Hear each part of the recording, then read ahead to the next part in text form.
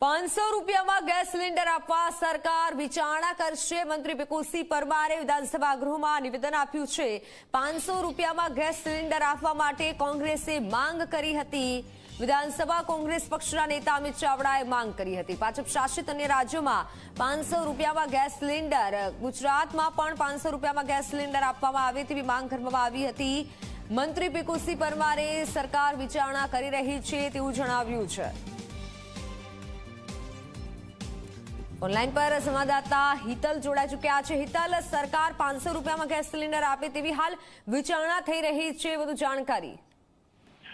જી ચોક્કસ એવું કહી શકાય કે બીપીએલ કાર્ડ ગ્રાહકોને અત્યારે ગુજરાતમાં વર્ષમાં 2 સિલિન્ડરો મફત આપવામાં આવે છે। ત્યારે કોંગ્રેસના નેતા અમિત ચાવડાએ ગૃહમાં પ્રશ્ન ઉપસ્થિત કર્યો હતો કે ભાજપ શાસિત અન્ય રાજ્યોમાં 500 રૂપિયામાં ગેસ સિલિન્ડર આપવામાં આવી રહ્યો છે, તો ગુજરાતમાં તો 30 વર્ષની સરકાર છે, તો કેમ સરકાર વિચારણા કે આ અંગે નિર્ણય નથી લેતી? તેના જવાબમાં રાજ્યના અન્ન અને નાગરિક પુરવઠાના રાજ્યમંત્રી પીકુસિંહ પરમારે સ્પષ્ટ જણાવ્યું હતું કે સરકાર બીપીએલ ગ્રાહકોને 500 રૂપિયામાં ગેસ સિલિન્ડર આપવા અંગે વિચારણા કરી રહી છે। આ પ્રકારનું તેઓએ ગૃહમાં નિવેદન આપ્યું હતું।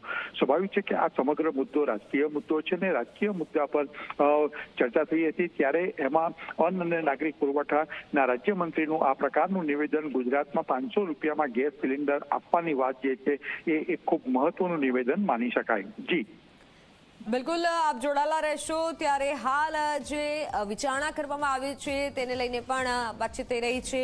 ₹500માં ગેસ સિલિન્ડર આપવામાં આવે તેવી વિપક્ષ તરફથી માંગ કરવામાં આવી હતી।